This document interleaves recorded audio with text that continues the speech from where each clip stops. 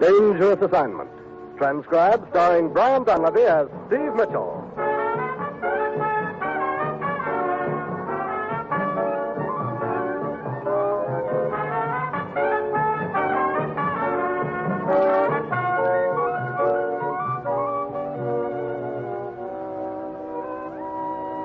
Yeah, danger is my assignment. I get sent to a lot of places I can't even pronounce. They all spell the same thing, though, trouble. But when I walk into the commissioner's office, I don't realize that this assignment's going to prove that trying to break up an information pipeline is no pipe.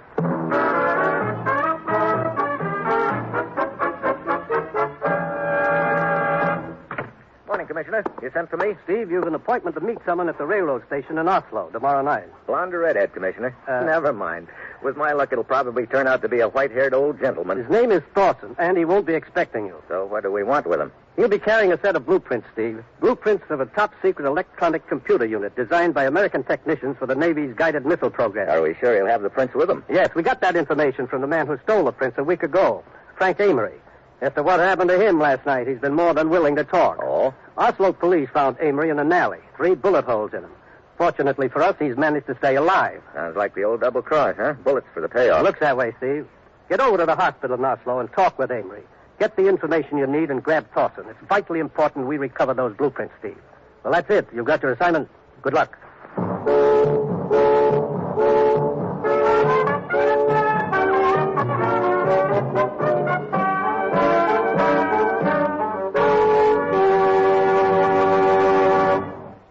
The National Broadcasting Company is presenting Dangerous Assignment, starring Brian Donlevy in the role of Steve Mitchell, colorful two-fisted government agent. At all those places of the world where danger and intrigue walk hand in hand, there you will find Steve Mitchell on another dangerous assignment. Here's a reminder about Thursday's entertainment schedule on most NBC stations. Yes, there's comedy fun with Robert Young, starring in Father Knows Best. Roy Rogers brings you Western adventure and songs from the Double R Bar Ranch in Paradise Valley. Ralph Edwards presents another mad and merry session of Truth or Consequences.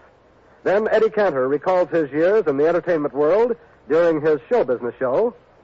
And Judy Canova invites you to mythical Cactus Junction for 30 minutes of fun.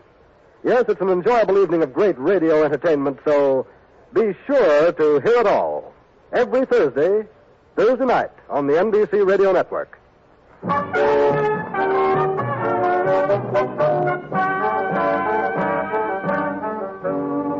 Sure, I've got my assignment. Get over to a hospital in Oslo, Norway, and have a chat with Frank Amory.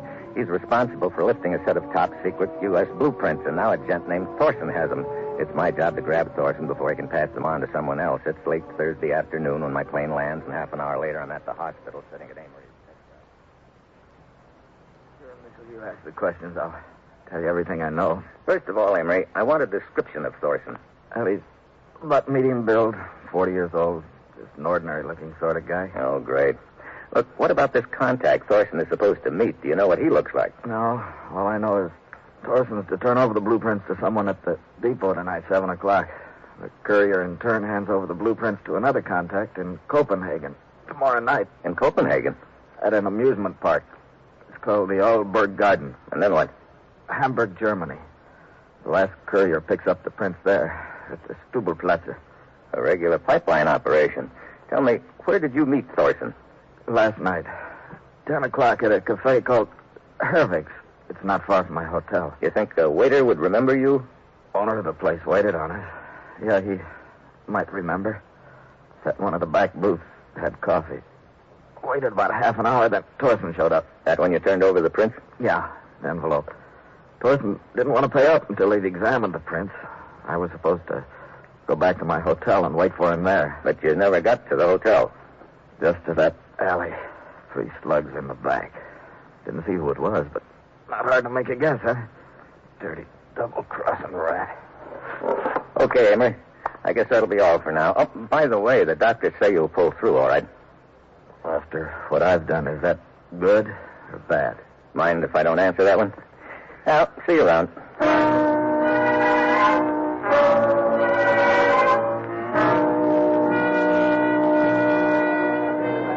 Good evening, sir. Alone? Yeah. This way. I have a table. Skip it for now. I want to make a little conversation with the owner of this restaurant. I'm the owner, sir. Carl Hervig at the service. I'm Steve Mitchell. My credentials.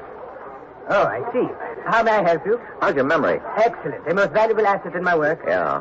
You had a customer last night, an American. Tall, blonde hair, wore rimless glasses. Yes. Yes, I seem to remember. I waited on him myself. Coffee. Do you remember the man who joined him at the table? Medium build, around 40? But of course, he comes in quite often. His name's Thorson. That I did not know. But you could point him out to me. Yes. However, I cannot say when he will be in again. I'm going to ask a favor of you, Mr. Hervig. Will you come down to the railroad depot and point Thorson out for me? Depot? Me? Now? An hour from now. But how can I leave the cafe? We are at our busiest at 7 o'clock. Really, Mr. Mitchell? I won't keep you long. Maybe 15 minutes. This man Thorson has something in his possession that belongs to my government. It's vitally important we recover it. I see. What do you say, Mr. Hervig? It won't take long. Oh, very well, Mr. Mitchell. I will go with you.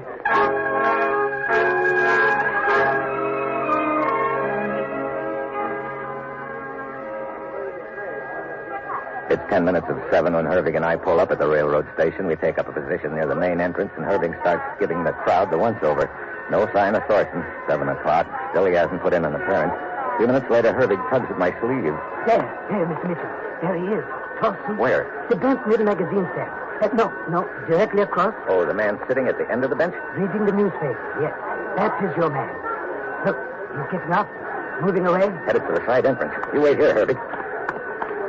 I move quickly through the crowd, angle toward the side entrance, and I keep my eyes on Thorson all the time. Then something peculiar happens. Thorson must be equipped with built-in radar. He turns around suddenly and looks straight at me. Then he ducks out fast. I take after him on the double, catch up halfway down the block. Hold it, Buster. Let go. Let go, I say. Not a chance. Move it. I kill you. Drop it.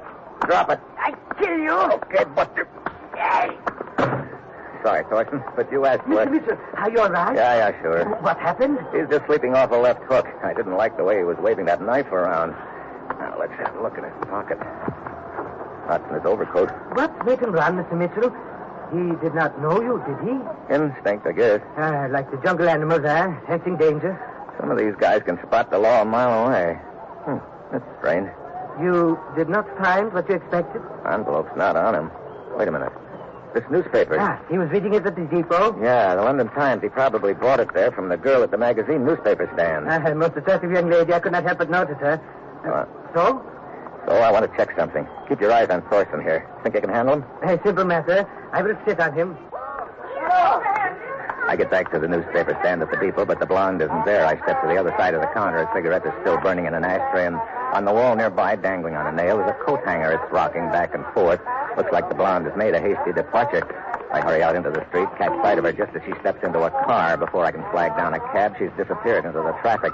I go on back to Hervig. He's still sitting on Thorson's chest. A good crowd is gathered by now, including the law. I fill the police lieutenant in on what happened. And what do you propose to do now, Mr. Mitchell? My best bet is to push on to Copenhagen and grab her when she shows up to turn over the envelope to the next courier. We can notify the authorities in Copenhagen if you wish. Yeah, do that. Send a description of the girl and have them put a couple of men at the amusement park, the Alborg Gardens, until I get there.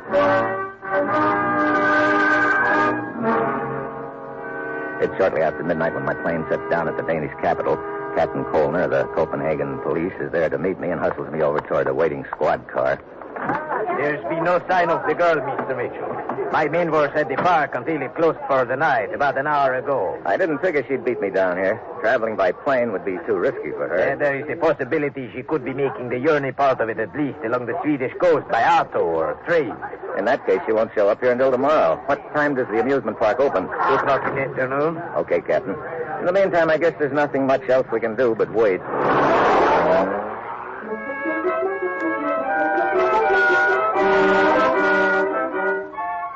I check in at a hotel not far from the amusement park, and the next day Captain Kolner picks me up shortly after 1 in the afternoon. We hustle over to the Alborg Gardens, take up a position not far from the entrance, and settle down to wait.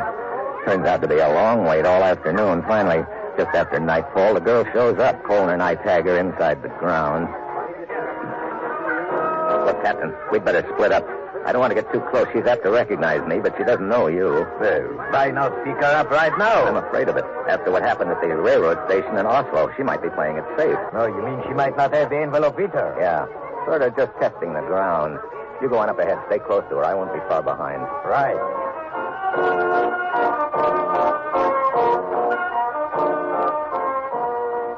Kolner moves up with an feet of the girl, and I follow at a safe distance. She just goes on strolling casually through the grounds, paying no particular attention to anything or anyone. 10 minutes later, she pulls up at the skating rink, sits down at a bench, and lights a cigarette. After a few drags, she flips it away, gets up, and starts in my direction. I have to duck out of the way fast. I slip into a narrow, dark passageway between two buildings, and that's when it happens. Something cracks me hard over my ear, and I sprawl headfirst into the weeds.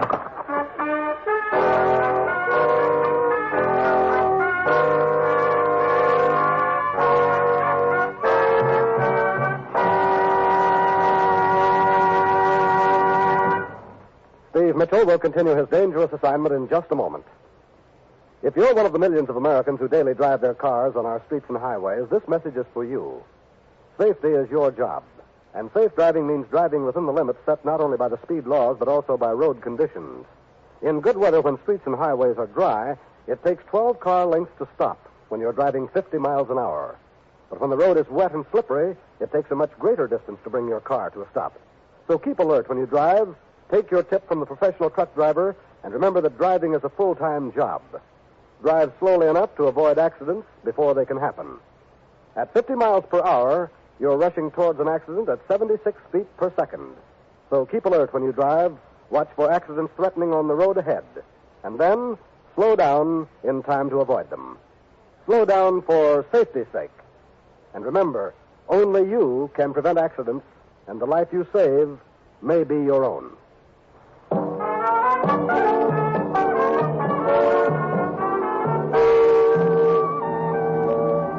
Now back to Dangerous Assignment, and Brian Donlevy as Steve Mitchell.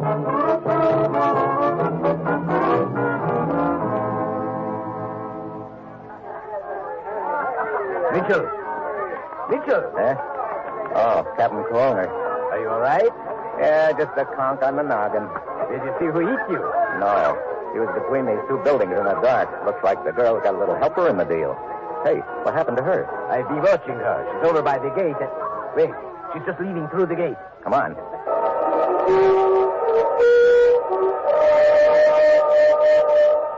We get to the gate just in time to see the girl jump into a taxi. Colner jots down the number of the cab, and we tail it in a squad car.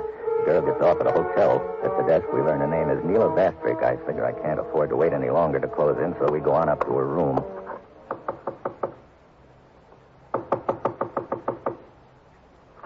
Yes? What? Hi, baby. Remember me? Get out of here. Finish the question, you. Who are you? I have never seen you before. Don't give me that. You saw me chasing a guy named Thorson at the railroad station in Oslo. That's why you took off from the newspaper stand in such a hurry. I do not know what you are talking No, about. then let me refresh your memory. Thorson passed an envelope on to you before I caught up with him. An envelope containing some stolen secret blueprints. Let's have it. I tell you, I do not know. I warn you, Miss Vastrick, it will go harder with you if you do not cooperate. I have no such envelope, and I know of no such envelope. We'll search the room, Captain. Can we get a police matron to search Miss Vastrick? At once. Go ahead, gentlemen. Go ahead, search. You know, she's pretty sure of herself, Captain Colner. That could mean she's already passed it on. Yes, but I'm certain she did not contact anyone at the amusement park. Wait a minute. The cab driver who picked her up and brought her here to the hotel. Of course. What cab driver? I do not know any cab driver. Oh, well, we'll soon find out. Captain, you got the number of the cab, haven't you? Yes, sir, yes. I wrote it down. We can find his address from the cab company. Come on. We'll put Miss Vastrick on ice at headquarters and then pay that cabbie a little visit.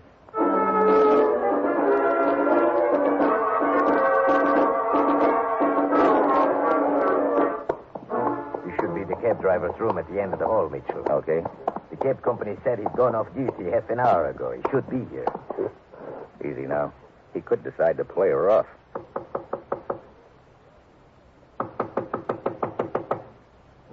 Got a passkey? Yes, sir. Better use it.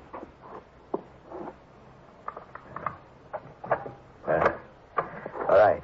Quick now. It's not here. Look, clothes scattered around the room. Looks like he flew the coop in one big hurry. Well, this is just great. Mitchell, see here on the dresser. The photo of the driver standing beside the cab. Yeah, I'll take it along. It may come in handy in Hamburg. Hamburg? Yeah. According to Amory in Oslo, that's the next pickup point, a square in Hamburg called Stubelplatz. So if you are there at the right time, you may intercept it. Trouble is, that's what I've been trying to do all along the line and missed. I figured it was going to be a breeze when I got Hervig, the restaurant owner, to identify Thorson, but before I could grab Thorson, he'd passed it to the girl.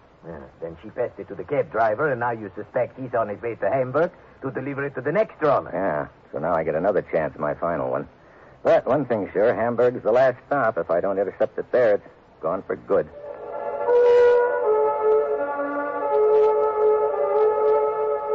On checking the cab driver's photo at headquarters, we learn he's wanted for questioning in connection with a political killing, so Captain Colner decides to accompany me, which is good news to me because right now I need all the help I can get.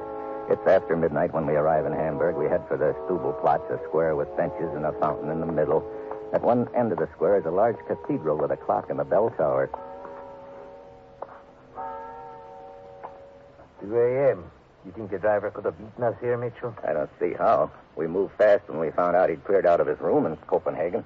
True. And the military plane got us here to Hamburg faster than a civilian airliner. That's right. We should be in time, all right.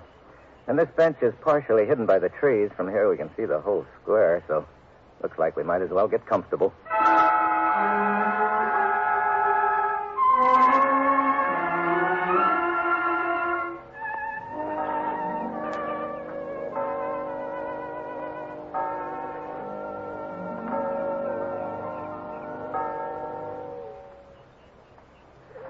Oh, brother, I can think of better ways to spend time than sitting all night on a park bench.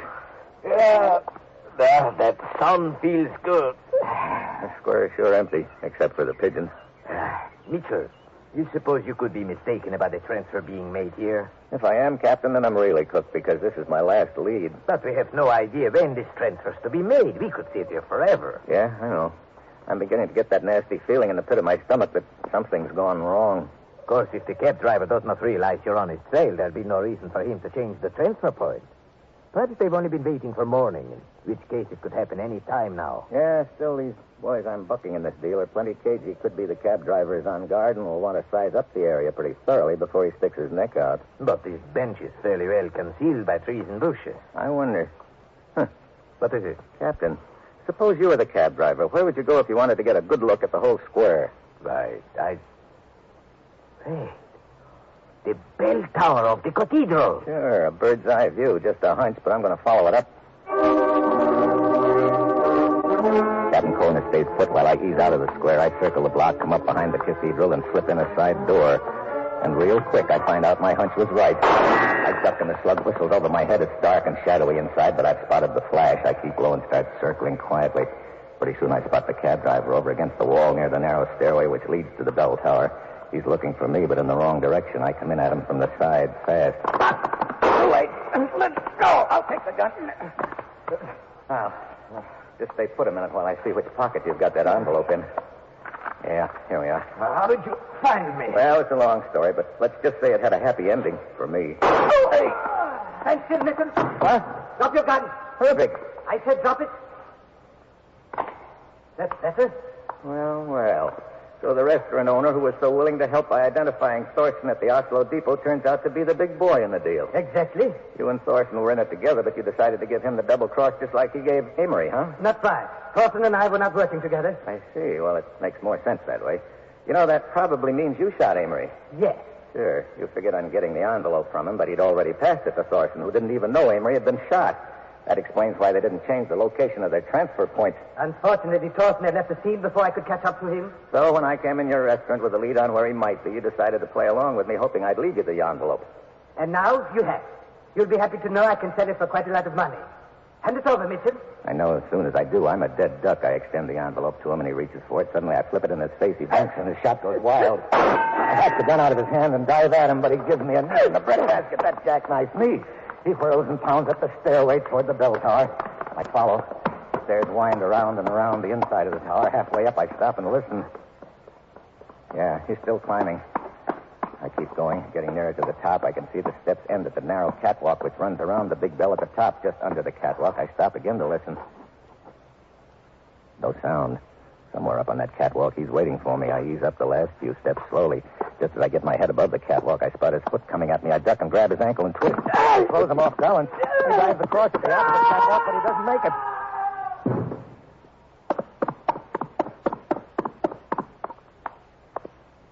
Miguel, is that you? Yeah, Captain. Oh. And the envelope? Right here, lying beside what's left of Hervig. So the pipeline is broken, eh? Yeah, or you might say it just fell apart.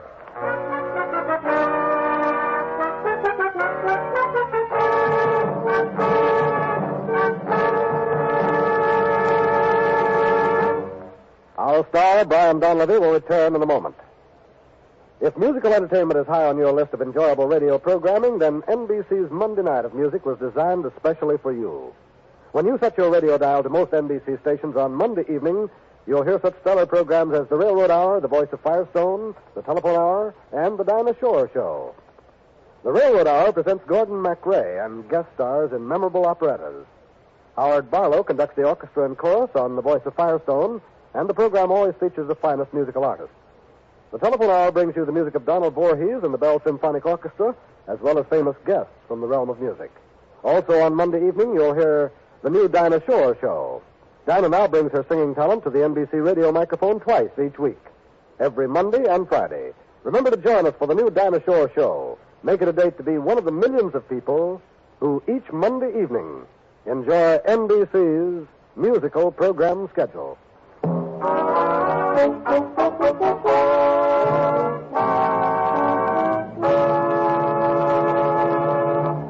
Next week, Havana, a gay party and a cheerful little murder. And that will be Steve Mitchell's dangerous assignment next week.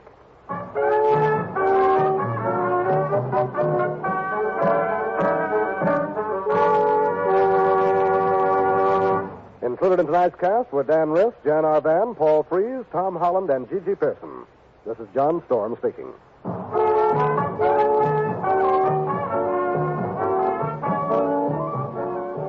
Dangerous Assignment, starring Brian Donlevy as Steve Mitchell with Herb Butterfield as the commissioner, is written by Bob Reif and Adrian Jondeau and is directed by Bill Karn. Be with us again next week at the same time when Brian Donlevy, starring in the role of Steve Mitchell, will embark on another transcribed Dangerous Assignment.